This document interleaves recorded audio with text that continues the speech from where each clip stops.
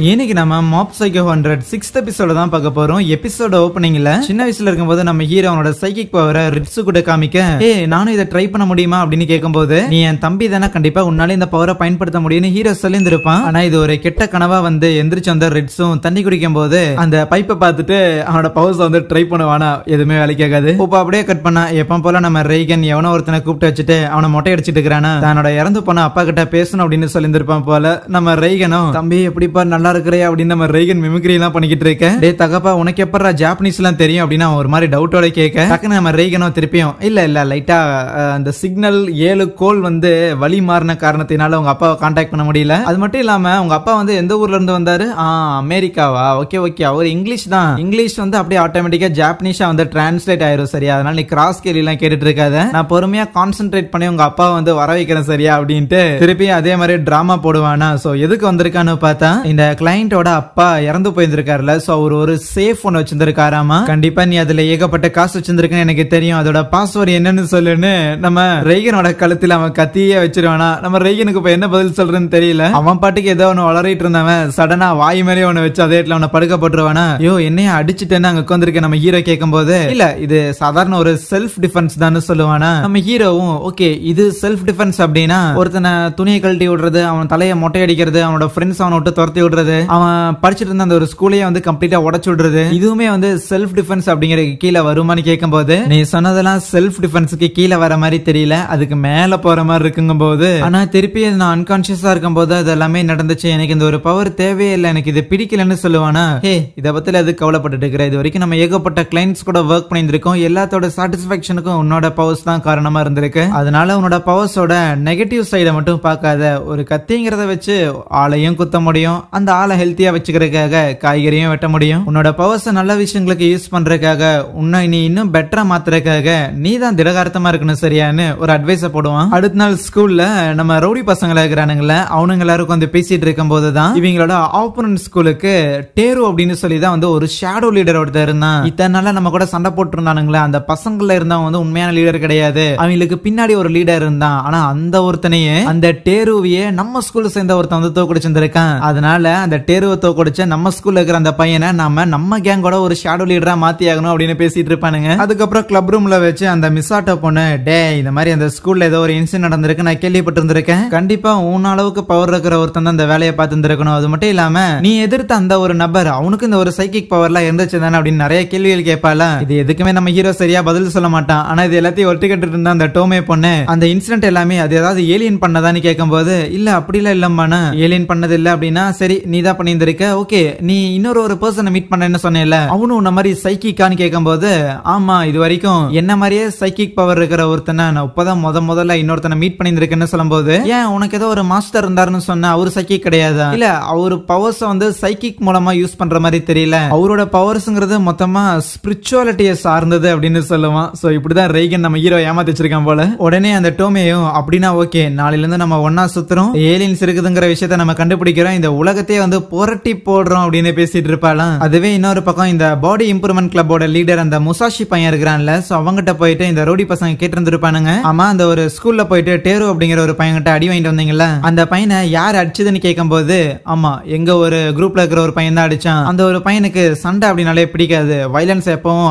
அறவே தவிர்க்கிற ஒருத்தன், டே ரவுடி பசங்களா எங்கேயாவது அவனை வயலன்ஸ்குள்ள இழுக்கணும்னு நினைச்சீங்கன்னா துவச்சு போடுவான் துவச்சு அப்படிங்கிற மாதிரி முசாஷி அவனுங்களை மிரட்டி விட, என்னடா யாருன்னு தானே கேட்டேன் அதுக்கேண்டா சொல்லாம இப்படி முறைக்கிறான் அப்படின்னு ஒரு மாதிரி கான்லயே வருவானுங்களா. ஆப்போசிட்ல நம்ம ஹீரோ வரத பார்த்தானே, டே குட்டி பையா அன்னைக்கு அந்த எதிரி ஸ்கூல் பசங்க அவனை தூக்கிட்டு போனானுங்களே, அதுக்கு ஆக்சுவலி நாங்க தான் காரணம், எங்களை மன்னிச்சிடு சரியா அப்படிங்கிற மாதிரி அவன்கிட்ட பேசிட்டு இருக்கும் போதே நம்ம ஹீரோ பயங்கரமா பயந்துருவான். ஆனா இவங்க பேசுறத நம்ம ஹீரோ பயமுறுத்துறத இந்த விஷயம் எல்லாத்தையும் நம்ம ஹீரோட தம்பி ரிட்சு கவனிக்க, ஆனா அதுக்கப்புறம் இந்த ஸ்டூடெண்ட் கவுன்சில்ல பார்த்தா இது ஒரு மீட்டிங் மாதிரி போட்டிருந்திருக்காங்களா, அதுல பல வருடங்களா தூங்காத மாதிரி ஒருத்தனோட மூஞ்சி இருக்குல்ல, இவன் பேர் சிஞ்சி, இந்த ஸ்டூடெண்ட் கவுன்சிலோட பிரசிடென்ட். ஆனா இந்த ஸ்டூடெண்ட் கவுன்சில்ல நம்ம ஹீரோட தம்பியான ரிட்ஸும் இருப்பானா, அண்ட் ரிட்ஸ் ஒரு சஜஷன் கொடுப்பான், இந்த ஸ்கூல்ல நிறைய ரவுடிங் எல்லாம் இருக்கிற மாதிரி தெரியுது, சோ அதனால ஒரு டிசிப்ளினரி கமிட்டி அமைச்சாதான் இந்த ரவுடி பசங்க எல்லாரையும் ஒதுக்க முடியும்னு. சம்பந்தமே இல்லாம எதுக்கு இந்த ரவுடி பசங்களுக்கு எதிராக நம்ம ரிட்ஸ் இப்படி ஒரு கோரிக்கையை வைக்கிறான் அப்படின்னா, நம்ம ஹீரோ வம்பல் தந்திருப்பானுங்களா, இல்ல வம்பலுக்கிற மாதிரி இவன் கண்ணுக்கு தெரிஞ்சிருக்கும் அந்த காரணத்துக்காக. சோ அதெல்லாம் முடிச்சுட்டு ஈவினிங் வீட்டுக்கு போகும்போது அப்போ ஒருத்தன் ரிட்ஸ் கிட்ட வந்து, தம்பி உன்னோட சைக்கிக் பவர்ஸ் எல்லாம் இம்ப்ரூவ் பண்ணணும் அப்படின்னா என்ன கான்டாக்ட் பண்ணு, என்னோட ரிசர்ச் ஃபெசிலிட்டில வச்சு உன்னோட பவரை நான் இன்க்ரீஸ் பண்ணி விடுறேன்னு சொல்லும் போது, எங்க அண்ணன் நினைச்சதான் எங்கிட்ட பேசிட்டு இருக்கிறானோ அப்படிங்கிற மாதிரி தான் ரிட்ஸ் நினைப்பானா. அடுத்த நாள் காலையில ரிட்ஸு ஸ்கூலுக்கு வரும்போது அப்போ அந்த வைஸ் பிரசிடென்ட் இருக்கிறான்ல அவன் ரிட்ஸு கிட்ட வந்துட்டு என்னடா நீ ரொம்ப வித்தியாசமா நடந்துக்கிற மாதிரி தெரியுது மத்தவங்கள இருந்து ரொம்ப வித்தியாசமா இருக்கிறேன்னு சொல்லும்போது இல்லையே நான் ரொம்ப ஆர்டினரியான ஒருத்தன் அப்படிமானா இல்ல நான் அந்த மாதிரி சொல்லவல்ல உனக்கு உண்மையிலுமே நிறைய டேலண்ட் இருக்குது பயங்கரமான திறமைகள் இருக்கு அப்படி இருந்தாலும் அந்த திறமைகள் எதையும் நீ வெளிக்காமிச்சாலும் அது மூலமா எது வந்தாலுமே அது எல்லாத்தையும் மத்தவங்க எடுத்துட்டோம் அப்படின்னு விட்டுட்டு போயிடுறேன் இன்னும் சொல்ல போனா நீ எதுக்கு உங்க அண்ணன் மாதிரி பண்ண ட்ரை பண்றங்கும் போது அவனுக்கு பக்குன்னு இருக்கும் அதுக்கப்புறம் ரோட்ல விசிட்டிங் கார்டு ஒருத்தன் கொடுத்துட்டு போயிருந்திருப்பான்ல அவனோட லெபார்டரிக்கும் போவானா அந்த இடத்துல பார்த்தா ஏகப்பட்ட சயின்டிஸ்ட்லாம் வந்து ஒர்க் பண்ணிட்டு இருக்கிற மாதிரி தெரியுது கூடவே தம்பி உன்ன மாதிரி இன்னும் சில பேர்ல இருக்கிறாங்க போய் மீட் பண்றேன் அப்படின்னு கேட்க என்னது இந்த சைக்கிக் பவர் யூஸ் பண்றீங்க நிறைய பேர் இருக்கிறாங்களான்னு ரிட்ஸுக்கு ஷாக்கு அதே நேரத்துல நம்ம ஹீரோவை அந்த டோமியை வந்து தனியா கூட்டு வந்திருப்பால பார்த்தா வேற ஏதாவது வந்து சைக்கிக் ஊர்ல சுத்திட்டு இருக்கிறாங்களா அப்படின்னு தேட வந்திருப்பாங்க ஆனா அப்போ அந்த இடத்துல நம்ம ஹீரோ ஒருத்தனை வந்து சென்ஸ் பண்றான் இவன் ஏதோ ஒரு பெரிய ஆள் மாதிரி தெரியுது அப்படின்னு யோசிக்கிறதுக்குள்ள அவன் அங்க இருந்து போயிடுறானா நம்ம ஹீரோ அதை பெருசா கண்டுக்கல அப்படியே விட்டுற அதுவே ரிட்ஸு சில பேரை பார்க்க வந்திருப்பான்ல பார்த்தா அந்த இடத்துல ஒரு 4 பேர் இருப்பானுங்க அவங்களோட பவர்ஸ்ங்கிறது இந்த ஸ்பூனை பெண்ட் பண்றது கரெக்டான கார்ட்ஸை கண்டுபிடிக்கிறது அப்படின்னு சொல்லி ரொம்ப சீப்பான ட்ரிக்ஸ் மாதிரி தான் தெரியும் கூடவே ரிட்ஸுவை இன்வைட் பண்ண அந்த ஒரு ஆளும் நான் ஒரு பெரிய பணக்காரன்டா என்ன பண்றது பட் இருந்தாலும் வேற எந்த ஒரு ஸ்பெஷாலிட்டி என்கிட்ட இல்ல சோ அதனாலதான் இந்த ஒரு சொசைட்டியே கம்ப்ளீட்டா மாத்திர அளவுக்கான இந்த ஒரு சைக்கிக் பவரை இம்ப்ரூவ் பண்ற இந்த வேலையில நான் இறங்கி இருந்திருக்கேன் அப்படின்லாம் சொல்லுவானா இது என்னதான் கேட்கறதுக்கு அந்த அளவுக்கு நம்பிக்கையா இல்ல அப்படின்னாலுமே இன் சம் கேசஸ் இவனால இந்த ஒரு சைக்கிக் பவரை இம்ப்ரூவ் பண்ண முடிஞ்சிச்சு அப்படின்னா அது யூஸ்ஃபுல்லா இருக்கும் அப்படின்னு அவன் பெருசா எதுவும் சொல்லிக்கல இன்னொரு பக்கம் இந்த ஸ்கூல் கவுன்சில் பிரசிடென்ட் இருக்கான்ல அந்த சிஞ்சி பையன் அவன் வீட்டுக்கு வரும்போது அவங்க அம்மா பார்த்தா அவங்க அண்ணன் கூட அவனை கம்பேர் பண்ணுவாங்க ஏன்னா அந்த சிஞ்சியோட அண்ணனும் வந்து இதுக்கு முன்னாடி ஒரு கவுன்சில் பிரசிடென்டால இருந்திருக்கான் ஆனா படிப்புல டான்ஸ்ல மியூசிக்ல அப்படின்னு சொல்லி எல்லாத்துலயும் வந்து பெஸ்டா இருந்திருக்கான் நீ ஒரு ஸ்டூடெண்ட் கவுன்சிலா இருக்கிற உன்னால கவுன்சிலோட வேலையை கூட ஒழுங்கா பார்க்க முடியல அப்படின்னு அவன் ஒரு மாதிரி கரிச்சு கொட்டுறாங்க அவன் ரூமே ஒரு மாதிரி குப்பமேடு மாதிரி இருக்கு அடுத்த நாள் இந்த சிஞ்சி பையன் இந்த ரிட்ஸுவை நேரமா ஸ்கூலுக்கு கூப்பிட்டு இருந்திருப்பானா ஏன்னு பார்த்தா அந்த இடத்துல இந்த பொண்ணுங்க எல்லாரும் மியூசிக் கிளாஸுக்காக ஏதோ பிபி மாதிரி வச்சிருந்திருப்பாங்க அத ரெண்டா கழட்டி அதுல ஒரு பார்ட்டை கொண்டு போய் இந்த ரவுடி பையன் ஒருத்தர் இருப்பான் அவனோட டெஸ்க்ல கொண்டு போய் வைக்கிறான் யோ ஏன் இந்த மாதிரி சீப்பா பிஹேவ் பண்ற அப்படின்னு ரிட்ஸு கேட்கும் போது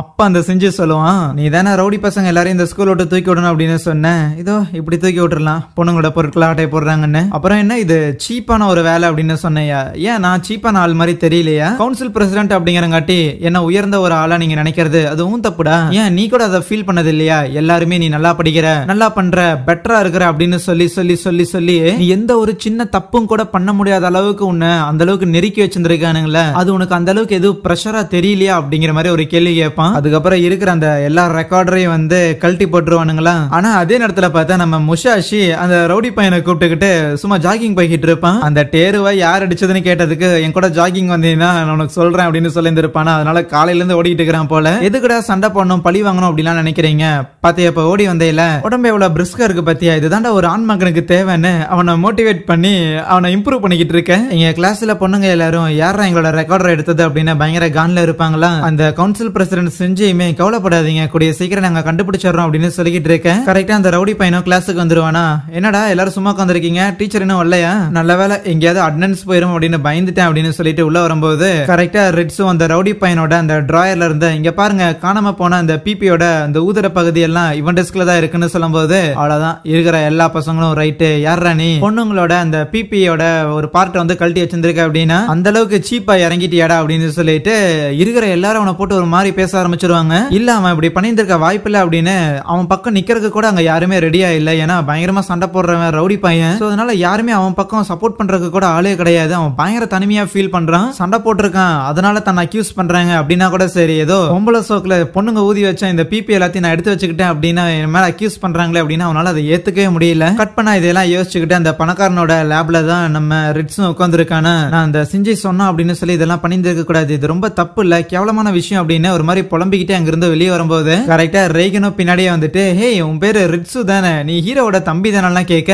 இப்ப எதுக்கே என் பின்னாடி வந்துகிட்டு இருக்கிற அது ஒண்ணும் இல்ல இங்க பக்கத்துல ஒரு பேய் ஓட்டுறதா ஒரு கேஸ் ஒன்று வந்துச்சு அதை டீல் பண்றதுக்காக தான் வந்தேன் எங்க அண்ணன் மாதிரி எனக்கு பவர் எல்லாம் கிடையாது என்கிட்ட எல்லாம் நிக்காதையான்னு சொல்லும் போது ஹீரோக்கு பவர் இருக்கு அப்படின்னா அவன் தம்பியா இருக்கிற உனக்கும் கண்டிப்பா பவர் இருக்கும் அப்படின்னு நம்ம ரேகன் சொல்லுவான் அதுவே அந்த பணக்காரனோட லேப்ல இருந்துட்டு நம்ம ரிட்ஸ் வெளியே வந்திருப்பான்ல பார்த்தா கையில ஒரு ஸ்பூன் வச்சிருந்திருப்பான் போல அதை வளைச்சு விட்டு இருந்திருப்பான் டேய் அந்த ரிட்ஸு பையனுக்கு பவர் இருக்கு போலையாடா அப்படின்னு பேசிக்க அதுவே ரிட்ஸு வீட்டுக்கு போகும்போது அந்த டேரு நம்ம ஹீரோவோட ஸ்பிரிட் அழிச்சிருந்திருப்பான்ல அது அங்க இருக்க அங்கே இந்த ஒரு எபிசோடை முடிக்கிறாங்க